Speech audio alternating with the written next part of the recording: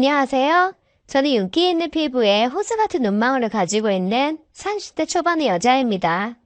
결혼한 지는 1년 정도 되었으며 남편은 다니고 있는 회사에서 실력을 인정받아 진급도 빨리 했고 회사 팀장이 되어 예전보다 일이 많아져서인지 한 달이면 15일 정도는 외국으로 출장을 다니고 있습니다. 이렇게 집이 없는 날이 많은데도 심심해하지도 않고 잘 지낼 수 있는 이유는 장난꾸러기 두 도련님들 덕분이에요. 남편은 시부모님께서 일찍 돌아가셔서 혼자 두 남동생을 데리고 살아왔기에 특별한 애정을 갖고 있었는데 결혼 전에 자주 만나왔었고 제 친동생처럼 느껴져서 친하게 지냈었거든요. 시간이 흘러 결혼 이야기가 오갈 때쯤 자기야, 자기도 알다시피 내가 동생들한테 남들과는 다르게 과하다 할 정도로 잘 챙겨주잖아. 그래서 말인데 애들이 직장 구하기 전까지만 우리 집에서 같이 살면 안 될까? 큰애는 취준생이니까 한 1, 2년 정도면 될 것 같고 작은 애는 뭐 언제가 될지는 모르겠지만 내가 못해도 5년 안에는 쫓아보낼게. 응? 하며 저에게 부탁을 하더라고요. 자존심 강한 이 남자가 저에게 이런 부탁을 간곡히 하는데 어떻게 안 들어주겠어요? 괜찮으니 걱정 말라며 같이 살자고 말을 하였고 이렇게 결혼하자마자 결혼 안 한 도련님들과 함께 살게 되었습니다. 도련님들은 20대 중반에 혈기왕성할 때라 조금 걱정되어 늘 조심하며 지냈는데 같이 살다 보니 그런 걱정한 게 무색할 만큼 재미있게 지냈으며 도련님들은 장난을 먼저 칠 정도로 성격이 좋아서 한 번씩 야한 이야기도 잘하고 짓궂게 굴 때가 많았습니다.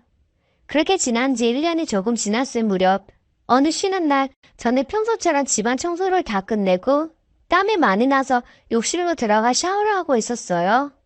저는 원래 씻게 되면 1시간 이상 걸리는데 샤워하는 게 취미생활이라면 이상하겠지만 제 몸을 씻을 때 제일 기분이 상쾌하더라고요.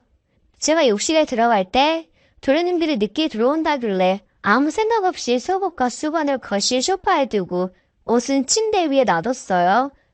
그리고 욕실에 들어가서 씻고 있었는데 현관문 열리는 소리가 들리더니 형수! 작은 도련님 행차하셨다. 어디 있느냐?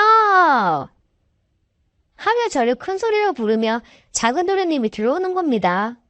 그때 저는 거실 소파에 수건과 제가 입은 속옷을 놔두고 온 게 생각이 났고 빨리 수건으로라도 가려서 나가야겠다는 생각을 했는데 하필이면 그 많던 수건은 세탁기에 넣어버린 상태여서 제가 걸치고 나갈 수 있는 게 아무것도 없는 겁니다. 저는 별 수 없이 욕실문을 살짝 열고 저기 정수도련님 거기 소파에는 타올이랑 내 속옷 좀 갖다 줄래?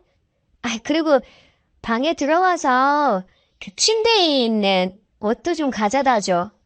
하고 말했더니 역시나 평소 제 말을 제일 안 듣고 깐족대는 작은 도련님은 쉬일인데 그냥 나와요. 하고 말을 하는 겁니다. 저는 부탁하는 입장이라 최대한 굽신거리는 말투로 갖다 주라고 말을 했더니 문이 살짝 열리면서 갖고 왔어요. 하길래 손을 내밀었습니다. 그런데 갑자기 문이 조금 더 열리더니 옷은 안 주고 제 몸만 슬쩍 쳐다보더니 그냥 나가버리는 겁니다. 정말 너무 굴욕적인 데다가 당황했고 멍하니 있다가 그제서야 정신 차리고 한마디 해주었습니다. 진짜 정수도 뒤질래? 빨리 옷 안 가져와? 하며 소리를 쳤더니 그제서야 수건과 옷만 가져다 주고는 어디론가 나가버리는 겁니다. 도대체 속옷은 안 주고 왜 이것만 딸랑 갖다 주는 건지 어쩔 수 없이 몸을 닦고 옷을 입은 상태에서 슈퍼로 가서 속옷을 찾으니 분명 있었던 속옷이 발이 달린 것도 아닌데 보이지 않더라고요. 직감적으로 작은 도련님이 가져간 것 같다는 생각이 들었고 바로 전화를 걸어 내 속옷 어딨냐고 물어보니 자기 주머니 속에 있다며 못 주겠다고 하는 겁니다. 저는 그 말을 듣자마자 어이가 없었고 지금까지 속옷이 없어진 게 이상하다고 생각은 해봤지만 별 의심 안 했었거든요. 작은 도련님이 가져갔다는 생각에 화가 나기 시작했습니다. 이런 미친. 그럼 지금까지 네가 내 거 속옷 가져간 거야? 빨리 내놔라. 너 제정신이야? 네 큰형한테 말하기 전에 빨리 갖고 와. 하며 화를 냈지만 작은 도련님은 솔직하게 자기 취향에 관련된 이야기를 하는데 도저히 입에 담을 수 없는 말만 골라 하더군요. 그러면서 자기가 취업하면 그 속옷값은 몇 표를 쳐준다고는 하는데 정말 기가 차고 기분이 더러웠습니다. 양아치라고 욕을 하며 빨리 가져오라고 더 소리를 고래고래 질렀더니 와우, 우리 형수 나 양아치인 거 이제 알았어? 언제 한번 양아치 제대로 보여줄 테니 기대해. 안녕. 하며 제 전화를 지가 먼저 끊더라고요. 너무 황당해서 어떻게 해야 할지 머리를 쥐어짜고 있었을 때 큰 도련님이 집으로 들어왔고 평소처럼 저에게 자상한 말투로 말을 건네더라고요.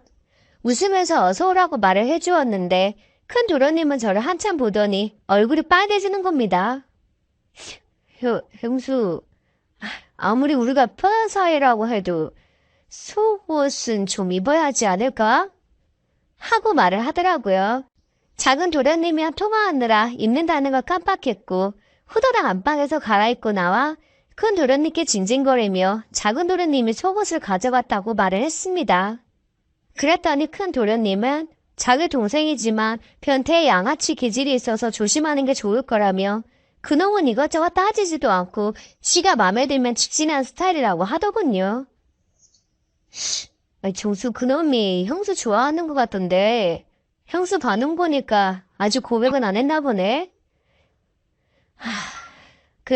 정수가 숨겨놓은 형수 속옷은 어디 있는지 알 것 같은데 에이 빈입으로 알려주기 좀 그러네. 나도 협박하고 싶은걸? 하며 장난을 치는 겁니다. 작은 도련님 때문에 짜증나 있는 상태에서 큰 도련님까지 그런 말 하니까 왠지 더 짜증이 몰려왔지만 꾹 참으며 웃으면서 알려주라고 말을 했습니다. 아따, 그거 비싼 거란 말이야. 꼭 찾아야 돼. 응? 알려줘. 하고 말을 하니 큰 도련님은 말해줄 테니 한번 안아주라고 하는 겁니다. 이놈이나 저놈이나 남자들은 다 똑같다는 생각에 어이없어 하면서 빈수야, 나 네 홍수야. 안아주기 뭘 안아줘. 하며 이마에 딱밤을 때리니 그 순간 저를 꽉 안아버리더군요.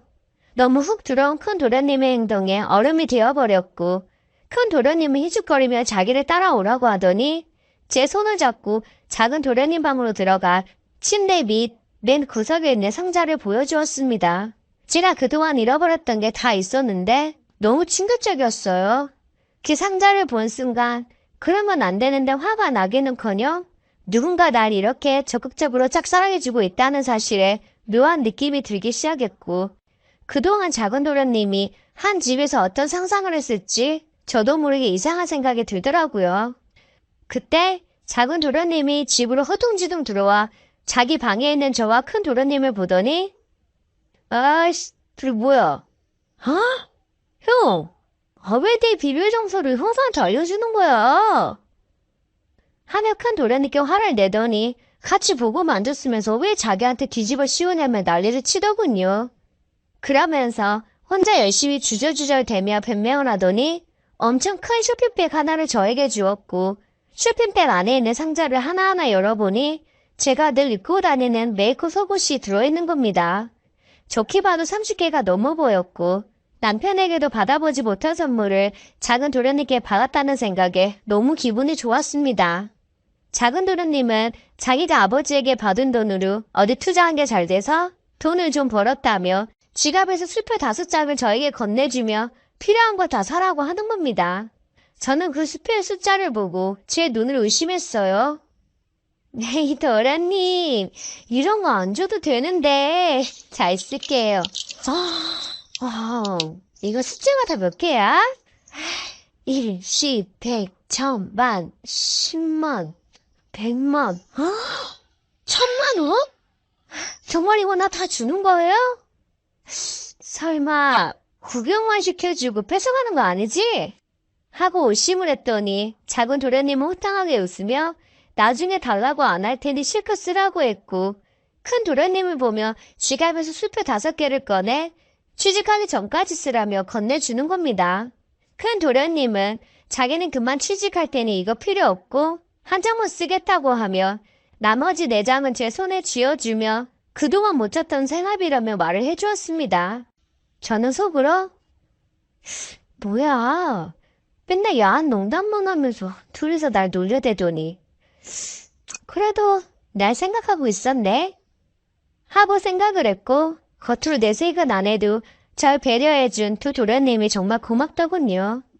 도련님들에게 오늘 큰돈 받았으니 한턱 쏜다고 말을 했고 그 말을 들은 작은 도련님이 그 돈은 따로 알아서 쓰라고 하며 자기가 쏠 테니 따라오라고 하는 겁니다.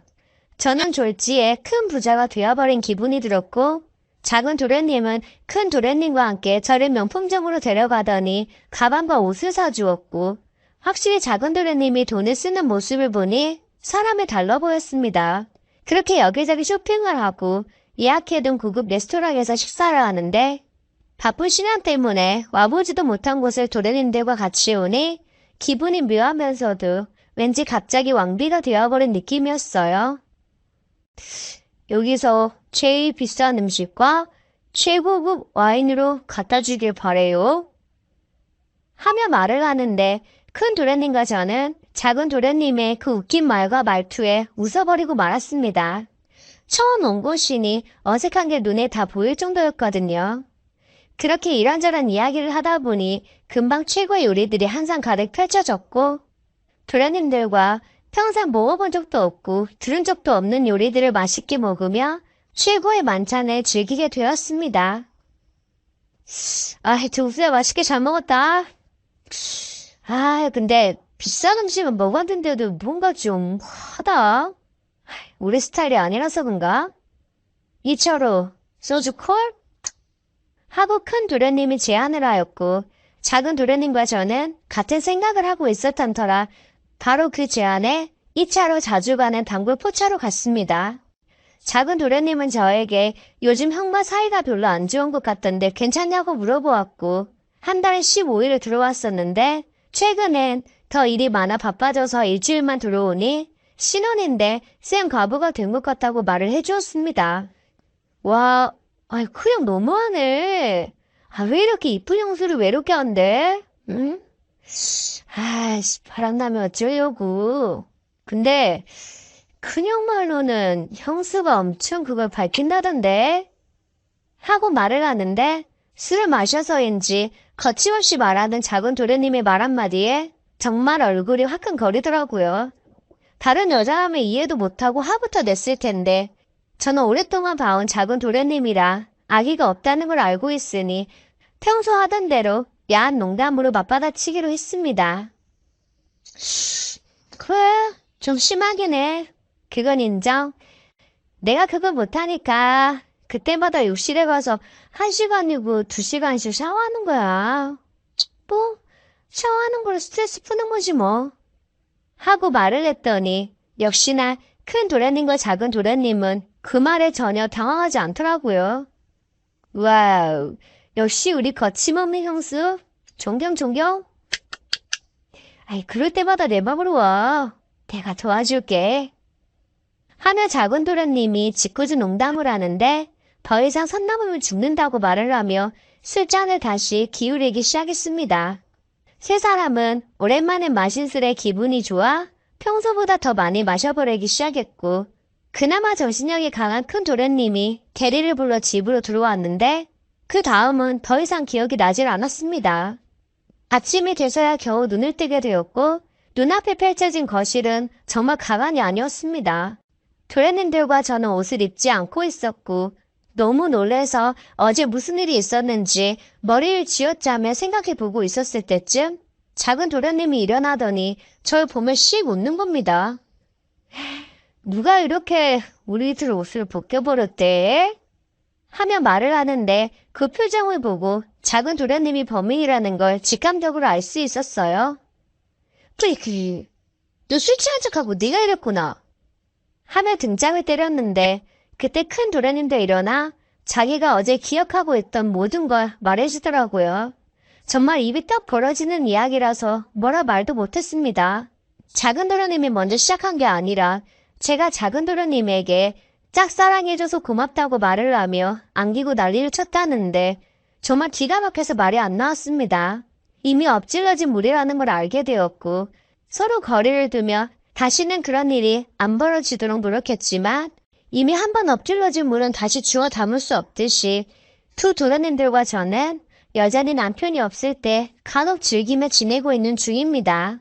미친 짓인지 알지만 저도 이 맛에 사는 것 같아요. 제 사연을 들어주셔서 감사합니다.